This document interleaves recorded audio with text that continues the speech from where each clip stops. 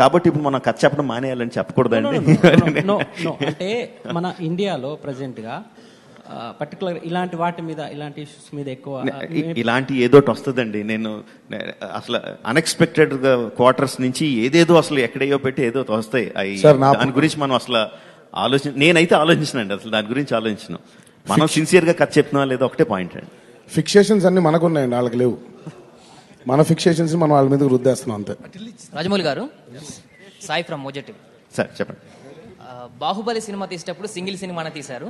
So తర్వాత మా అదృష్టం కొద్దు లేకుంటే ఏదో కొద్ది 2 సినిమాలు అయిపోయింది.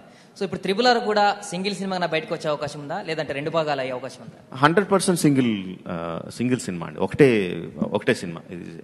అది బాహుబలి అనేది లెంగ్త్ డ్యూరేషన్ ఎక్కువ ఉంది కాబట్టి దాన్ని రెండింటిగా చేశాను. ఒకటి అయిన తర్వాత భలే ఉంది, రెండో తీద్దాం చేయలేదు. పెద్ద లాంగ్ కథ కాబట్టి 2 భాగాలుగా చేయాల్సి వచ్చిందండి. ఇది ఒక సినిమాగా పట్టి అంత కథ ఉంది కాబట్టి ఒకటే సినిమా. రాజమౌళి గారు, థ్యాంక్ యూ వెరీ మచ్. చాలా రోజుల తర్వాత మీరు తెలుగు మీడియాతో ఇంటరాక్ట్ అవుతున్నందుకు. ఇక్కడండి థ్యాంక్ యూ అండి. ఈ బాహుబలిలో మొత్తం తెలుగు సౌత్ మీడియానే, సౌత్ యాక్టర్స్ నే వాడారు. ఈ సినిమాలో ఎక్కువ నార్త్ వాళ్ళు కూడా తీసుకుంటున్నారు. అంటే యాంటీ రోల్ కి, విలన్ రోల్ కి, మెయిన్ రోల్ కి, లీడ్ రోల్ కి తెలుగు హీరోలతో సమానంగా ఉన్న రోల్స్ అని ఇస్తున్నారు. అంటే మీ ఉద్దేశం అజయ్ దేవగన్ గారు విలన్ అనుకుంటున్నారా? కాదండి, అలాగేం లేదండి. అంటే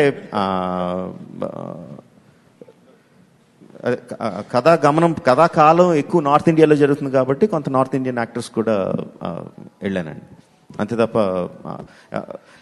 అండ్ ఇక్కడ ఈ సినిమాకి నార్త్ని పెట్టుకుందాం, కొంచెం సౌత్ని పెట్టుకుందాం అని మాత్రం అసలు ఆలోచించనండి. ఆ పాత్రకి ఎవరైతే బాగుంటారో ఆ పాత్ర ఏం చేయాలి, ఏ కైండ్ ఆఫ్ ఇంపాక్ట్ క్రియేట్ చేయాలి, ఆ ఇంపాక్ట్ క్రియేట్ చేయడానికి మనకున్న యాక్టర్లో, నాకున్న రిలేషన్స్లో, మనకు అప్పుడున్న డేట్సో లేకపోతే రెమ్యూనరేషన్సో లేకపోతే ఉన్న రిలేషన్షిప్సో దాంట్లో ఎవరు సూట్ అవుతారో చూసి పెట్టుకోవడం తప్ప వేరే క్యాలిక్యులేషన్స్ లేవండి. అంటే సౌత్ మొన్న వచ్చిన రోబో గానీ ఎన్ని చూస్తే ఎక్కువ విలన్ రోల్స్ అని నార్త్ వాళ్ళకి ఇస్తున్నారు. అంటే అది ఎప్పటి నుంచే ఉంది కదండి.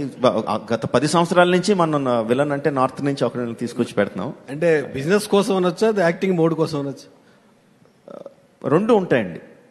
రెండు ఉంటాయి. బట్ బేసికల్లీ ఇప్పుడు నేను బిజినెస్ గురించి అదృష్టవశాత్తు ఇప్పుడు మన సినిమా ఎంత బిజినెస్ అవుతుందని ఆలోచించుకుని లెక్కలు చూసుకోవాల్సిన పరిస్థితి లేదు, అట్లీస్ట్ ఇప్పుడు వరకు. సో నా వరకు, ఈ సినిమా వరకు నేను ఎవరు సెట్ అయితే బాగుంటుందో చూస్తున్నాను, అలాగే పెడుతున్నాను. దానయ్య గారు మంచి ఆలోచించి తీసుకున్నారంట అట్లాగే. రాజమౌళి గారు, ప్రతి సినిమాలోని మీ వెపన్ అనేటువంటిది ఒక కీలకమైన ప్లేస్ చేస్తుంటది. బట్ ఇందులోని అల్లూరి సీతారామరాజు గారు ఎప్పుడు ధనస్సు విల్లు వాడతారు కదా, మరి మీకు అందులో క్రియేటివ్గా ఏదైనా వెపన్ పెట్టే అవకాశం ఉందా, లేకపోతే ఎలాంటి ఆలోచన? అంటే మళ్ళీ అదే చెప్తున్నా అండి, మనకి తెలిసిన అల్లూరి సీతారామరాజు గారు విల్లు, ధనుర్బాణాలు అవన్నీ ధరించి వచ్చారండి. నేను దానికన్నా ముందు కథ చెప్తున్నాను. సో వాళ్ళకి ఏ విధమైన వెపన్స్ చేస్తాను అనేది మీరు సినిమాలో చూడాలి. Hello sir, I have 2 questions. My first question is for both the actors there. Would you have accepted this offer to act in this film if it was offered by some other director? And my second question to you is, if not for these 2 actors, which other Indian actors would you have chosen for the roles? Who do you want to ask? I mean, who should answer first, us or him? Us, yeah, all right. Tarak just answered, probably one of the first questions he answered was on the same lines. Probably in Telugu he answered. Can answer the same in English.